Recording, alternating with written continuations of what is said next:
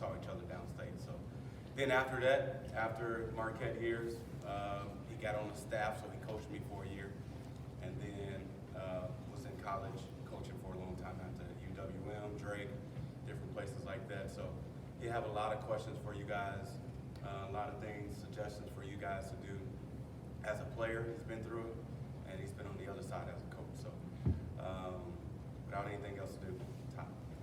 Yeah, thanks, Joe. Hey, I really appreciate the opportunity that Joe gives me. I get very passionate about this because I put 16 years as a Division I college coach, and like even this morning, I was talking to the head coach of Valpo before they played Murray State. They ended up losing in overtime, and we talked about everything. It was his ride over to the game, and here I am, 3-4 years removed, and we're sitting here talking about recruiting. This morning, like right before he goes into a game.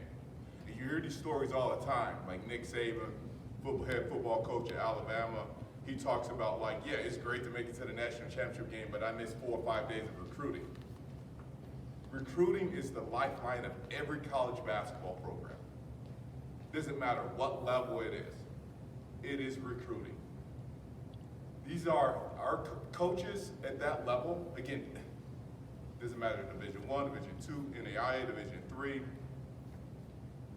If you don't have good players, you won't win, and you can't feed your family. Like it is a hard life. 5 years ago, it's 2020. It's 5 years ago. Yeah, 5 years ago, it was this big FBI probe into college basketball, and all these stories came out. And one of the stories was an assistant at Arizona. He took out his 401k without his wife knowing to like get a player. Here he is at the height of college basketball. And that's the one thing you should never do, go into your 401k. It doesn't matter how, guys got a $350,000, $400,000 salary to get a player. I mean, guys and girls, like it is a serious business. And it's, but at the same time, without it, like I love the fact that I spent 16 years of it. So a little bit about my resume, Joe said it. I played at Marquette with him, but before that, I grew up on the south side of Chicago, played in the city, moved to the suburbs, did that for 1 year, and then I went to boarding school. So I've done it all, mostly because I wasn't a great student, but I've done it all. And then I went over to Marquette and played with Joe. Then I got right into coaching, and then took a year off, went to Europe, played basketball there, and then over there, and then I started recruiting over there when I got back. And so it was like trying to learn and navigate the recruiting world as an assistant coach is hard too, because you fall in love with a basketball player, and this is on both sides. You fall in love with a basketball player, and you have 2 other assistants, they're falling in love with a basketball player as well, and now you're competing versus them. My person's better because of this reason. When they're saying the same thing, well, my person's better because of this reason. And literally this morning we were talking about this with the coach from Valpo. He's trying to figure out what point guard to play. He's got 3 point guards, he's like, man, it's my point guard play, it's my point guard play. You know, like this person does this. This person does that. And I'm like, well, how are you gonna make a decision? And I don't really feel bad for him because he gets paid a lot of money, you know? And this is what they are getting paid to do. And he goes, well, you know, all I can go off of is the last 5 practices. And Joe, I don't know if you remember this, but Coach will always talk about the last 5 games and everything that you do. In college athletics, when you get there, you'll call home, I promise you, you will call home and go, the coach is over recruiting me, or they lied to me, or they did this. No. Chances are that's not the truth. Every decision that they make is based on, is that good for the program? Does that help them win a game? Screwing a kid over, it benefits no one in a college basketball program. It benefits no one. And so how do we, like, when you talk about the recruiting process, like how do we start? We always think of an iceberg. we're trying to figure out at the tip of that iceberg, like, is that iceberg the tip of it? What stands out about that individual? And I tell you right now, I was talking to the women's head coach at Valpo a few weeks ago. The Valpo Razor was my last place that I was at. They're coming in to play Wisconsin in a couple of weeks. And then we're talking about the young women in this area. And they know that every summer that I spend a couple of weeks working at AP with them. And I was, well, you better go to Homestead. Homestead, like can I curse? Of course. Okay.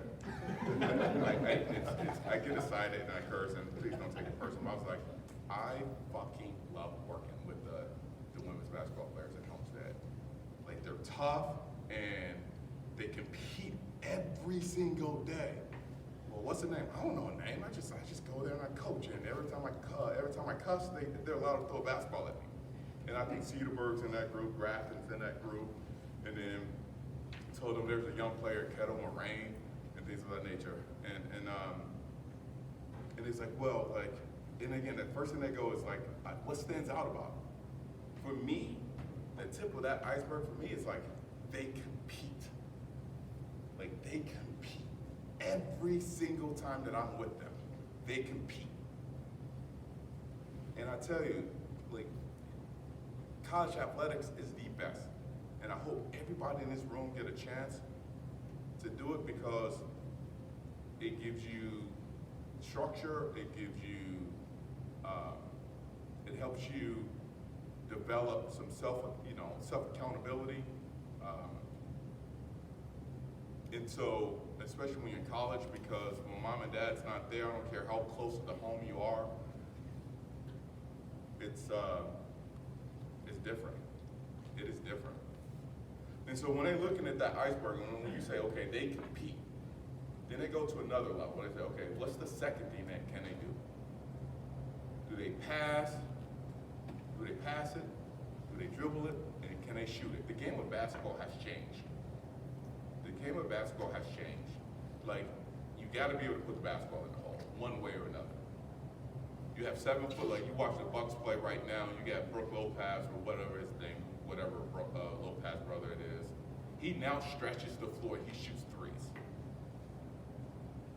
The game of basketball has changed. Now, if you're not the best shooter, it's not the end of the world. What do you do well? If you're reaching out to a college basketball program and you say, I'm just a great teammate, that's not good enough. What is going to stand out? Are you an elite defender? Do you impact the game by the way you defend? If you can't guard anyone, you better be able to put the basketball in the hole. And you guys are so young, you all are so young, you can always develop that skill. You can always develop that skill to shoot it.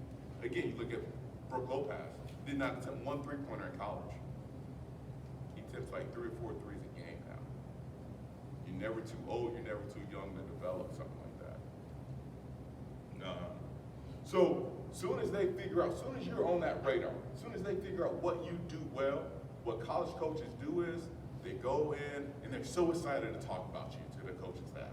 We go in these recruit meetings at 9 to 10 o'clock in the morning before we talk about practice, and then they talk about, okay, tell me about John Doe, Todd. And I'm running off the list, and it's like, okay, when the next time do they play? Or can you get game film? And then after that, I am on a prowl to get every single piece of information I can. The first thing that I go to is social media. The first thing that I go to is social media. So I'm looking at that person's Twitter, Instagram.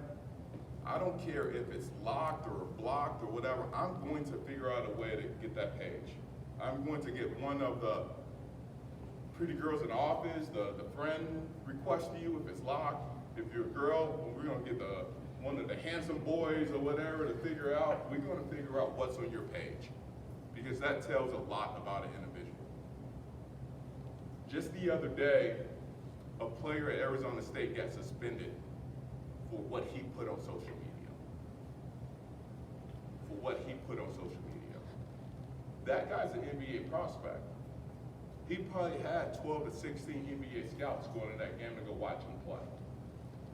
Now, he doesn't get that opportunity to get scouted at that game because of what he put on social media.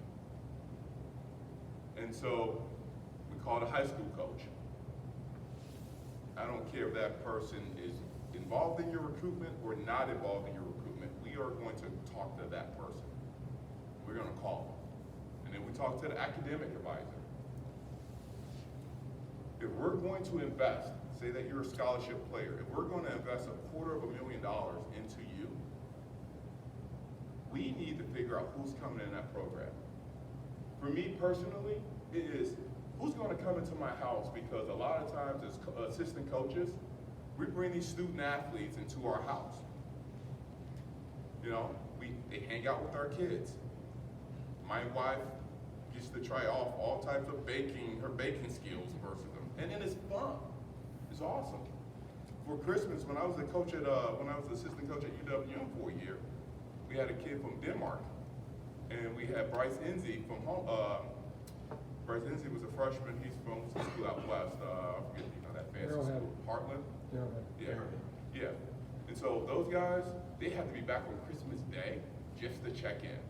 Coaches are assholes. Like the head coach, we didn't have practice that day or anything. They made them come back. It was a storm. And I remember we dropped them off, and all the coach wanted them to do is sign in, check in, and make sure that they were there so they could be at practice the next morning. So I drove all the way back down there. We spent Christmas at my house. I love that because these are individuals that I love being around my family. And so you, as an individual, you have to make sure, I'm not saying that you have to have this perfect resume. You just gotta not put dumb stuff on social media to hurt you. And then we talk about parents. When we are at games, we already know when it's about the 4th, 5th, 6th, 7th time that we're watching the student athlete play. A lot of times now, we're not worried about if they are going to shoot the basketball great. We're scouting parents. Who's acting a fool in the stands? I'm not saying that you can't yell at referees, but every time a coach makes a decision, how's your body language? Again, I talk about real life stuff. When I was at Northern Illinois, I recruited a kid named Akeem Springs. Unbelievable human being. It's a freshman year. We're playing, and he keeps looking in the stands, and I'm looking, and my head coach, he doesn't notice because he's in, but this is my job. I'm looking, and I'm like, what's he looking at? And his dad is sitting down, and I'm like, shoot. And he's, all right, Dad. Like, he didn't last past January 15th. He transferred out. Dad was like, hey, he's not getting enough shots. That was someone else's opportunity. We just wasted so much time, money invested in that child. Eventually, that kid figured it out because he was an unbelievable kid. We talk about if you're a good teammate. If you're a really good passer and someone drops the ball, they drop one of your passes, mess up your assist numbers. What's your body language like? I'm not saying that you can't show frustration. I'm not saying that you need to be perfect. I'm not saying that. Back to the family thing. If you got siblings, how do you treat your siblings? Tom Crean, the old coach at Marquette, used to always talk about what sold him on Novak, outside of the fact that he was a pro, 6'10" and can shoot, was the fact that how he treated his little sister Maggie at the games. And everybody would want an autograph, everybody wanted this or whatever, and Maggie would run up to Steve, and Steve did not pay attention to anybody else but his little sister. For Tom, he's like, I gotta have that person. That's the type of person I want in my program. Recruiting is not just if you can pass, dribble, or shoot. That's the tip of the iceberg. But how are you treating everyone? And then the last thing is family is how are you treating your parents? So we talk about how your parents are, acting at games. Again, I'm not saying that you can't show frustration or things of that nature, but, are you treating your parents good? At Marquette, Tom would make us write a letter to our parents each year. And it's a life lesson because a lot of us did not. And it's funny and sad at the same time. we didn't write letters much, especially when social media came, or when cell phones came out. I'm old enough, but at the same time young enough, I did have a cell phone in college. And it was, okay, instead of texting your parents, let's write a letter to them. Let's write a letter to your head coach. It was awful because my mom was an English major and then she just ripped up my head. But, you know, we talk about those things, but as young people, how are you treating your parents? Joe, do you remember like what was the rules on our wall in our locker room? Like what one of them was it was to say please and thank you. A lot of you guys' parents are here tonight. And they're investing in your future. But if you're not going to treat them well, how are you going to treat the people in the basketball program? You're just going to be one of 13. There's going to be 13 other people in that program, whether it's coaches, whether it's administration, whether it's managers. They do a lot of thankless jobs. They're watching they're doing your laundry, your athletic laundry, that stinky stuff. That's them that doing it. You know, they're getting your shoes ready. They're making sure that you have everything that you need to compete. Are you saying please and thank you? And these kids are, you know, they're no different than you. Yes, you can put a basketball in a hole and you can do this and you're playing on TV, you're getting that, but they're getting the same education as you. How are you treating them? That stuff goes into recruiting. A lot of times I remember a kid, he hit 7 threes in one game, and his mom's like, yeah, I know you guys are gonna offer now. Know you, and even me as a young coach, I'm like, man, I hope coach is gonna, yeah, my coach is gonna like him, my coach is gonna like him, my boss is gonna like him, my boss is gonna like him. We drove 7 hours to this game. We drove 7 hours to this game. We left here, we went to Vincennes, Indiana. We drove 7 hours to that game, and we drove back. And he didn't say anything for the first 3 hours. And I was like, coach, you're gonna offer this kid, like, what are you gonna do? He's like, T, I don't know. It's like, why? He goes, did you notice him? Like, he never interacted with any of his teammates during the game.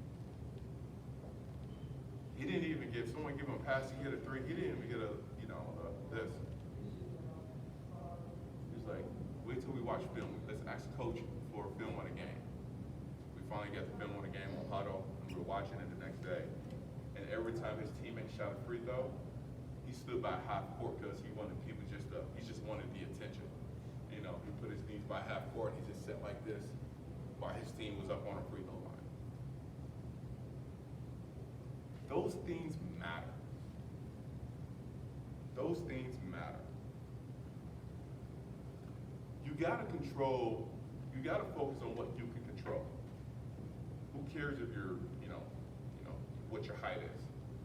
Who cares what your weight is at that time?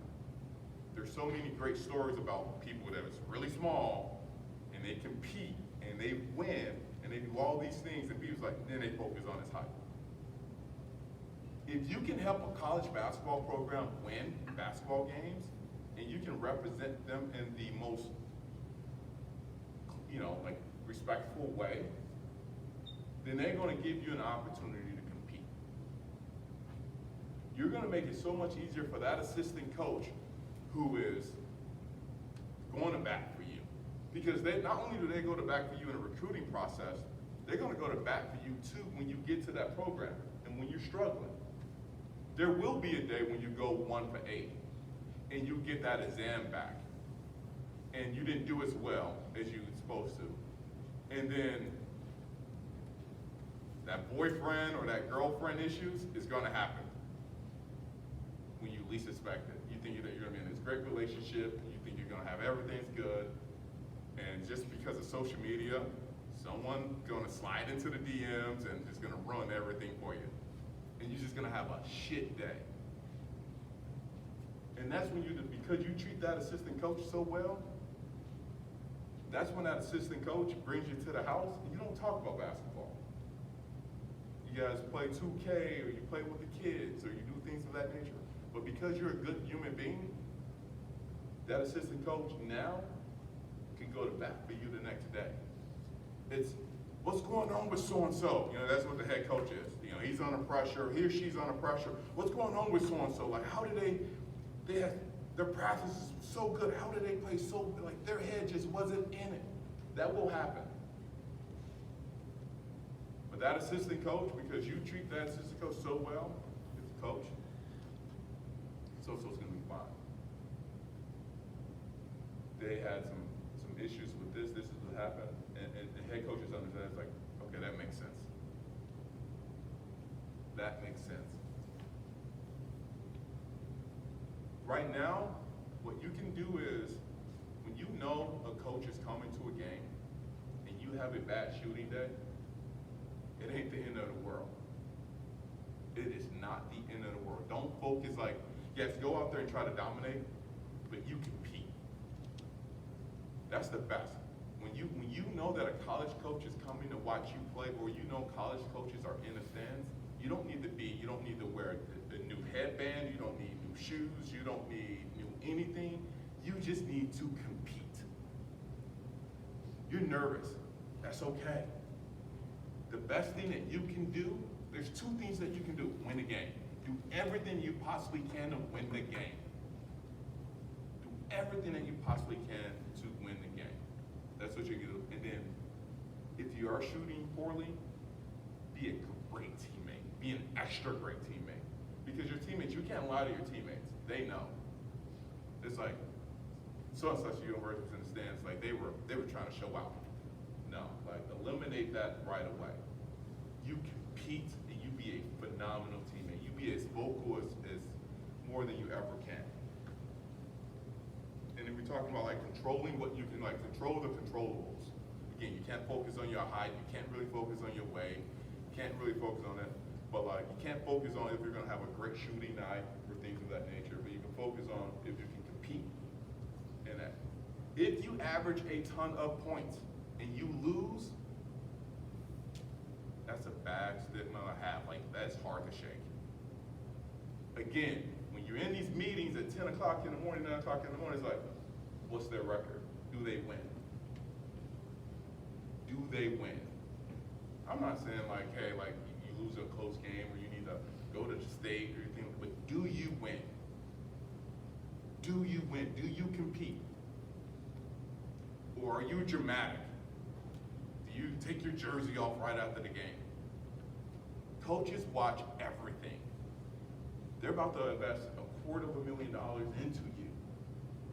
They need to know when things are going wrong, what are you doing to try to help the problem? They can figure out, hey, we need to run this play, we need to change this defense, but they can't figure out from an attitude standpoint, they can't change that. They don't want to focus on that. They don't want to coach prima donnas.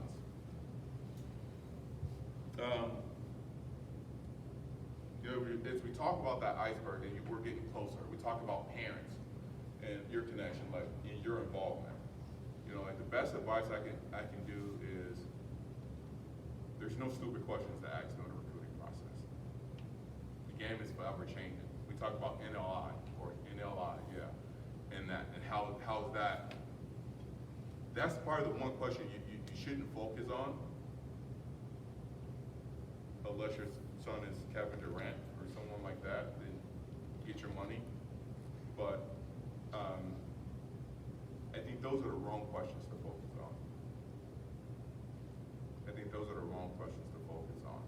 I think those opportunities, you know, it's new. Again, I'm gonna use Valuable for the example because that's the guy I talk to the most. You know, what they're doing right now is, yes, they're allowing their players to go out and get money, but what they're doing too is with their collective is they're bringing in money, and what they're doing is they're investing it for their players for when they graduate, and they're going to give it to them. You know, those are great recruiting things. You know, again, I think those are one of the questions to ask after your son, you know, towards the end of it. But as far as playing time and recruitment, I think you leave those alone. If I'm a coach, like, you don't recruit backups. A coach should never recruit backups. They're cheating your kid if they're recruiting a kid that's nowhere near as good. The only way that your kid gets better is if they're playing against better players. The only way that your kid gets better is if they're playing against better players. So if you're like, oh man, they're bringing in another guard. College basketball, they play 4 guards. But coaches are limited on how much time they can spend with your kid. So they can talk about, hey, we're gonna develop you this way, we're gonna do this. Right? They got the Chicago State University, UW, they got the same amount of hours to work with their players as North Carolina, Marquette, or Wisconsin. They don't get more hours because they're a bigger school. Their rims in basketball are the same. You know, they're not better coaches at, you know, Wisconsin, Milwaukee, Wisconsin and those Marquette than those guys at the lower Division I's or even at the Division II, Division III level. Division II, Division III level, they have better coaches. They have Division I programs steal ideas, plays, practice plans from those guys and girls. Like there's better coaches. I think as a parent, and this is really hard for me to say right now, as a person that has 4 kids and kids are growing up right now, like I hate watching my son play basketball. One, he's not very good. You know, because I'm looking at his body language, I'm looking at all these things, and I'm looking to see if he competes, and I'm looking at all you know, and then I'm a parent. Like I want the best for my kid. Like even with my girls, I got 3 girls, they're in dance. I want the best for them. I judge them hard. Like I'm like, it's critical. I'm like, oh, I'm a mess. Mentally, I'm a mess when it comes to it. But as a parent, like the best, like the questions that you need to ask is, what type of sleep they're going to get? What type of support are they going to? You guys have graduate assistants. Graduate assistants are the best thing for college athletes. You got guys that are going to spend those are the people that are going to spend the majority of their time with your students, with your kids. Those are the kids, those are the people that is, when your kid gets into some drama and stuff that you won't ever know about, the graduate assistants are the people that are the people that help your kid out. So when you go, if you get an opportunity to go on visits, get to know everybody in a program. Get to know everybody in a program, because when your kid asks you, like when they call you and then something's going wrong, don't look to the head coach and assistant coach. Talk about the GA, like those are the people that get things done. Before opening up to questions, one other thing. If someone says, hey, I got a connection to so-and-so school, use it. You never know how that's going to work out. There's an NBA player right now named Karis LeVert, and he's from Ohio. He's actually from PA, but he was going to go to Ohio University before he went to Michigan. And the head coach at Michigan, the head coach at Ohio was allowed to go to Illinois at that time. And the high school coach, or it was someone in the community was like, hey, I know John Beeline. And usually that's like, you don't really know John Beeline, or even if you do, he's not gonna call. He reached out, told him about it. Beeline, here it is. They coming off the Final Four in 2013. He pops in his tape from some random dude at home. And it's like, hey, let's recruit him. Same thing with Duncan Robertson. Duncan Robertson was at a Division III school at Williams College in Massachusetts. And he had just an okay freshman year. And his head coach was going to leave, and again, some random person that knew Beeline was like, hey, I got this guy, he's about 6'8", he's the best shooter I've ever seen. And it was like, you never know what coach is going to open that email. Chances are, like 1 out of 10, like, it only takes one. It only takes one. Don't get discouraged when you don't hear back, but it only takes one. Use those connections that you have, because you never know how it's going to work out. Most of the time, it won't hurt you. You know, for you guys, I really hope that you can ask me anything and everything, because it's important and it's fun. Like I said, like college athletics was the best thing that ever happened to me. Like it helped me so much, and at the same time, I struggled right out of college. There's a lot of things I didn't know how to do because I was in that bubble. But the one thing that I could do that most people in the world don't do is I figured out a way to compete. I'm way more competitive than I ever thought. In college, you're gonna do a 3-hour practice, and in that 3-hour practice, there's gonna be 30 drills, and you're gonna have to compete in 20 of them every single day. Most people don't compete like a couple times a week. And so what happens is when you compete every single day and you don't win as much as you want to, you question how competitive you are. Until you go out there in the real world and you find out because of college athletics and because of those opportunities that you're, and I'm not exaggerating, like you're more competitive than 90% of the world. Like getting up to go to work is easy to me. I hate weekends. My wife still thinks I'm a weirdo. I love Sunday nights because I'm like Monday mornings, like I'm ready to go. Like I'm ready to compete. And so if you get an opportunity, doesn't matter what sport, doesn't matter, what level in college, if you get a chance to play a sport in college, it's gonna give you a life lesson that most people can't teach you, and that's to compete. All right, I need some questions now, because I hate hearing my voice. Anything. Don't be shy. It could be about anything. It could be about the collective. It could be about drama. It could be about, recruiting. It could be about basketball. It could be about anything. How important is it that you personally, I don't want to showboating, but show yourself online, like Yeah. your highlights versus you find out from coaches and other things, but how Yeah. important is it for them to look at that stuff? So if you ever look at a picture of a coach, they always have their phone in their hand. Always have their phone. Like I don't as much anymore, but it's important. There's got to be some selfishness too, right? Like you want to go play.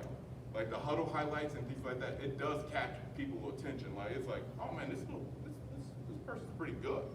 So like putting that stuff on social media is okay. I would say when you share other people's stuff too, it's just as important. Like if one of your friends get an offer, whether it's on your AAU team or your current team, sharing that stuff is like showing that you can be happy for someone else is great too. But there's got to be like it's.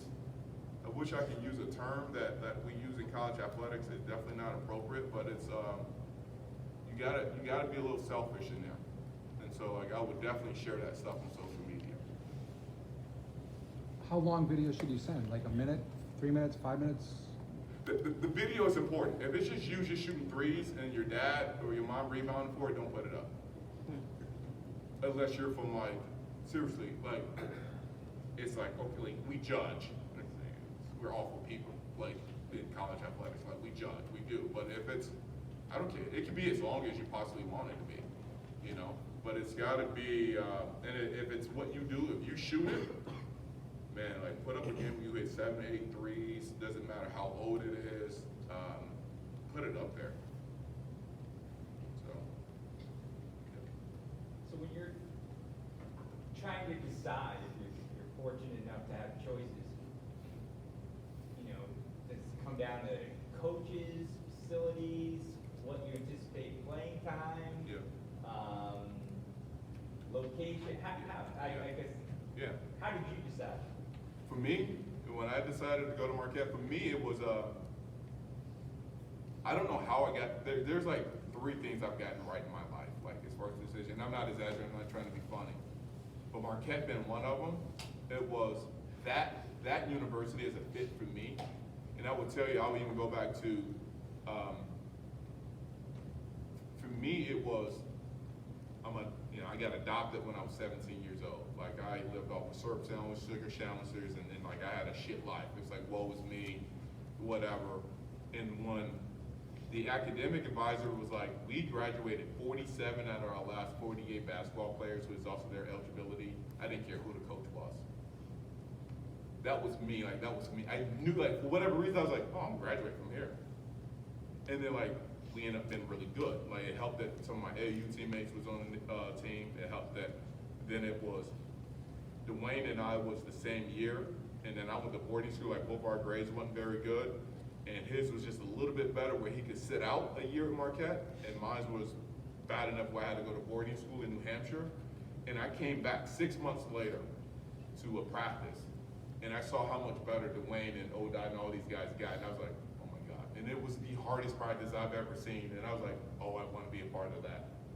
So then I got lucky, and then we got good, and there's like all these rumors about Tom Crean was going to leave to go here or whatever after we were good, like after our first year. I never once thought about transferring. I thought about quitting. My junior year, I had the worst junior year like you can imagine. It was awful. I wanted to quit, but I never thought about transferring. And so, so to answer your question, like, the school does play a factor in your decision. Like, does it fit you from a personality? You know? But like you said, the coach could leave, Yeah. get fired, Yeah. you could get, Yeah. you know, Yeah. who knows what happens, right? So Yeah. you build that relationship and then Yeah. that could be gone. I would not make a choice based, your criteria, it should be three things. Whatever those three things, like, I have three core values that I don't just make up, like mine's is clarity. I need clarity before I make any type of decision on anything. I need clarity, and then it's accountability. How can I hold my team accountable if I don't give them clarity or if I don't have clarity? And then it's appreciation, you show it through action. That's how I make my decisions, right? But it took me a long time to figure out that for me. So it's like, for you and your kid, like, it might be a bigger school, like, are they okay in a bigger class environment? Are they not, you know? Do you want that private school feel? Do you need that, like, that academic support? Like, I think that's more important than anything. I'm telling you, basketball, like, it is hard as fuck. It is, like, I can tell you exactly how they go. And I don't mean to scare you, but it's like, and it's not just a man's thing, it's on the women's side, it's, you get up in the morning and your classes are from 8 to 12. And you're in these classes, and you're just counting down to practice. Like, okay, we have practice at 1 o'clock. I got 2 more hours, 2, 3 hours. I gotta get there like an hour. Like, you're getting, because it's going to be the hardest thing you've ever done. This is as a freshman. It's not like this second semester or third semester, but that first semester of your freshman year is so long. Typically, too, now that you're getting on campus, it's in June now, in July, doesn't matter what level, but it is so long because every time you step on, it is the hardest thing. Like, it ain't just your normal loose ball drill. You're looking up and you're going next to a 7-footer that weighs 300 pounds, and you're like, okay, all right. Coach will roll that thing out there, and you go, and it's the first one to the floor, and you're gonna beat them to the floor, and they're gonna fall right on top of you, and then you can get that cherry on your hip, and you don't do that. And one of the things I wrote down that I didn't talk about is like playing hurt. Like, if you have a little tweak and you don't play through it, coach won't want you. Like, even if it affect your performance a little bit, it's, you know, and it sucks because I got 2 broken toes right now. I got a broken pinky, and it's like, I don't regret it at all. But now, if it's like something that can ruin your career or something like that, then then that's understandable. Like, so, go back to my point. I wouldn't base it. Coaches are going to leave. Assistant coaches, that assistant coach that you fell in love with and your parents fell in love with, they're going to leave. Chances are they won't be there for that 4 years, and it's nothing against you, you know. And they're not going to lie to you. Like, there's no benefit of lying. There's no benefit of dealing with another issue that's going to come up 5, 6 months later. But I think it's different for everyone else. Like, for me, again, it was an hour and 10 minutes away from the house, and I knew that for me, I was going to have the academic support that I needed.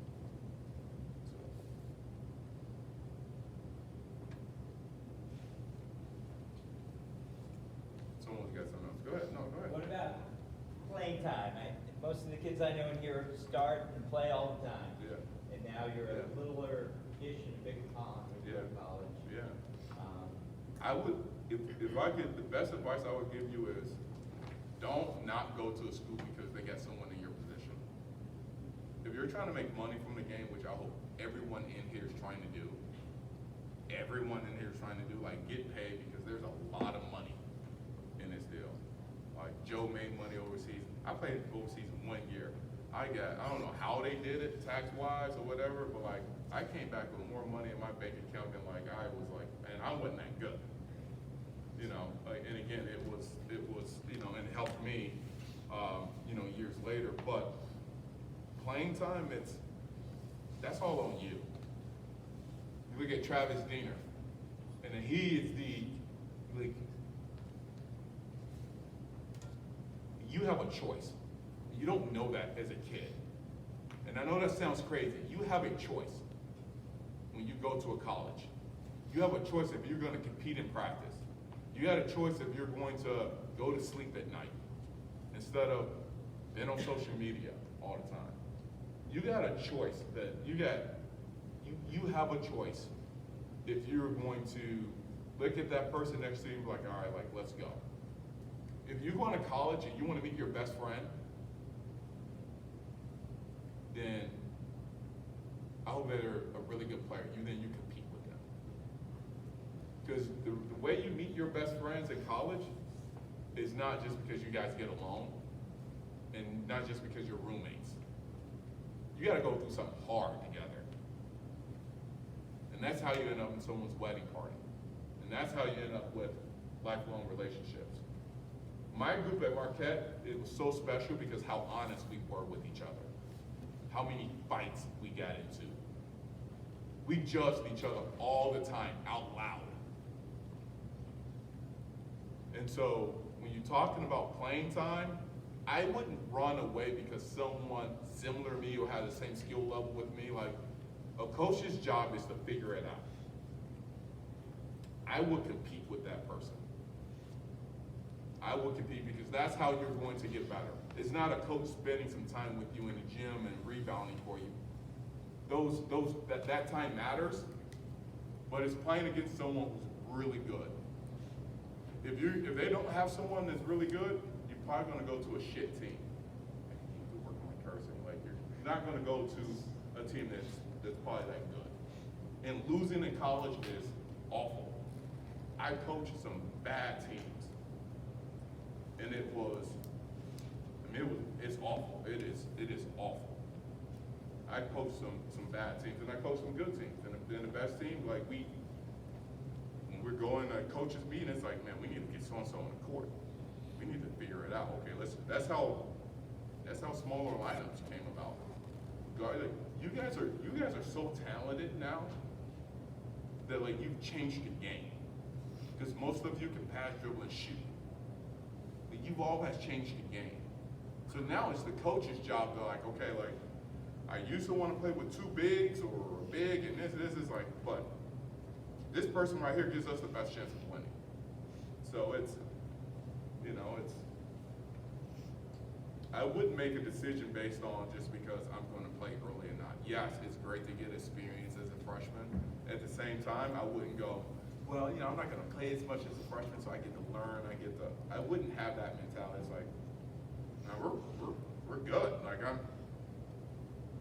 I need to compete. Like there's someone in my position. Like I'm going in there to try to earn some PT. What do you look for? Like when you sit here, you think about college. You probably follow it on social media. Like right now, if you were to make a college decision today, don't just not based off what I said, but like what's the first few things that you're looking for? Also, I look like at the university is good academically. In terms of like around my reading, and then in terms of basketball, I've been over the last couple of years. If it fits me, yeah. What about you? Just the campus and yeah. Yeah. That's important. Happiness too, right? Outside of basketball. Like if you want a social life, like that's important. you know, and it depends on what type of social life you want. You know, Marquette was, again, it was perfect for me because it was smaller and it was, you know, you also had the city life, though we didn't go out much. I'm not joking, I was a lame, but it was like, you know, but when we did go out, it was good. And then now one of my job areas is in Madison, and we deliver to Madison like that. I'm like, oh my gosh, like I don't know if I would have passed class going there. But again, that's me, you know, that's me. What about you? So yeah, what are you looking for? Just like academics and location of campus. Yeah. So when you guys talk about academics, like what does that mean too, though? And that's important because like a lot of people go, unless you're going to be an attorney or something that you need, you know, you need your master's degree in, like that's important. Now you can graduate in 3 years. They have it set up where they're paying for summer school. Good question to ask is, hey, if I graduate early, would you guys pay for my master's degree? That's a great question to ask. I mean, most kids are graduating in 3 years. They're either doing two things. They're either just taking four, like 12 credits and then easing up to it for an easy senior year. Or they said, you know what, I'm gonna take 15 credits like normal people do, and then over the summer, I'm gonna take 6 credits, and then they graduate, their junior year, and it also gives you an opportunity to transfer.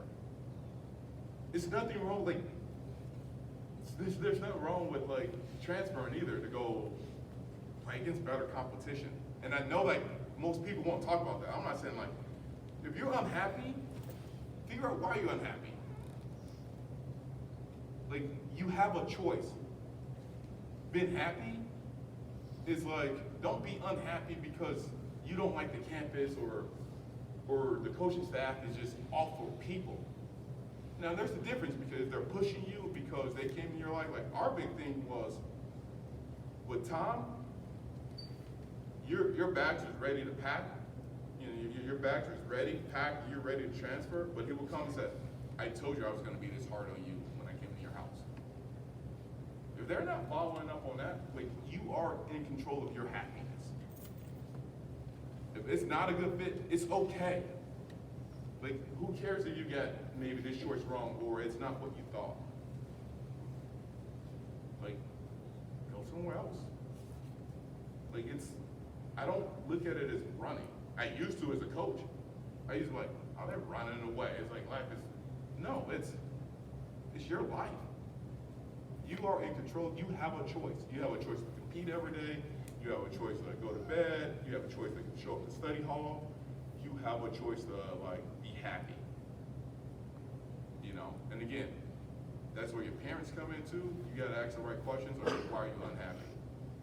Are you unhappy because like the coaches is on you and they see some, another level and life is hard right now because of school? That's probably not a reason why. If you're unhappy because of like some other personal stuff because it's not a right fit, then I think that's where you need to sit down and reevaluate things.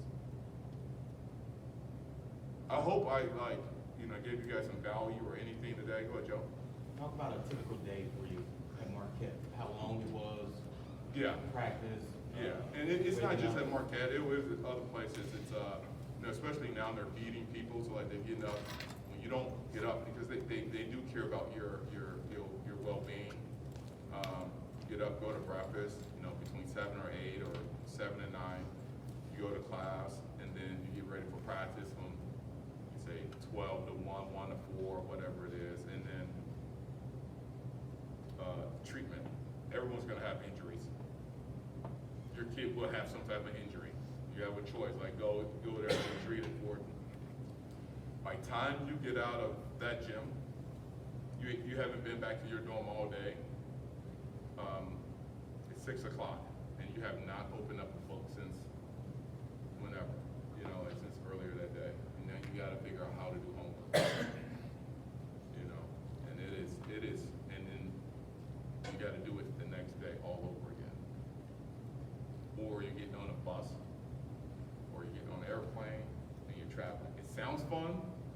You're trying to study on an airplane or a bus is not. traveling the world, doing all this stuff, and you got goofy teammates, you're not gonna get anything that did. We did a lot of dumb things at Marquette, like our coaches, and I appreciate them. The dumbest thing that they did was they put us like a study hall. They put 12 dudes in one room. But and we didn't have social media, then we just cracked jokes on each other the whole time. And so you end up staying up late and you end up doing that. And then you had to do it again the next day. And your coaches, they want you to get in extra shots. And they will judge you and they will coach you hard. Like, when the last time you've been in a gym? It's like, well, by yourself, getting up extra shots. You know, it's hard, but it teaches you how to compete. Like it was, I don't miss the games, I miss the practices. So I hope I brought some value to you all. Go ahead. I got one thing for you. You mentioned competing and winning. Knowing most of these guys as a coach, they compete, and to some degree they win. But there's also some level of, it's out of their control how much they win on a high school level, because they can't really, I mean, you can choose your teams. But what winning looks like is it's not always like winning looks like it's it goes back to competing. Are you okay with the final score? Do you do everything? Like winning doesn't mean like going 19-2 or going to the state tournament or things of that nature. Winning means like, are you good? Like, you go to college and play at that level, you got to be able to put yourself on a team. You got to be able to like upgrade a team. You have to be able to upgrade a team. If you're as good as you think you are, if you think you need to be able to, if you think that you can play college basketball, then like take yourself off your team. How good are you? If you put yourself back on that team and you give that team a chance to win, like that's winning too. Like coaches are very aware. They're very well aware that you only impact so much. And no one expects, like, Anthony Davis was literally on the worst team in Chicago. I think they won 3 games. I'm not lying. His senior year, like they played in the worst division. It was, even he could not, I mean, it's Chicago, it's the best city in the world. So it's like, but even he could not, get to a state tournament or whatever, or impact his team as much. But, it was like, if you take yourself off your team, how bad or how badly will they miss you? And so that's what winning is. Well, I hope I added some value to, hope I didn't waste your guys' time. But if you get a chance, like just think about that tip of the iceberg. Like what do you do to stand out? And then after that, if you do stand out, just make sure you're doing the right things after that, so when people do call you. And then if a school call you, like one last advice, if an assistant coach calls you and they're from a lower level, at some point that assistant coach is gonna be at a higher level. Take that phone call that coach back, build that relationship with them, because either they're gonna go to a higher level or someone's gonna call them, or they're gonna call someone and say, hey, I'm not gonna get this kid, but you guys should look at him. So just remember that as well. So thank you guys. Thank you.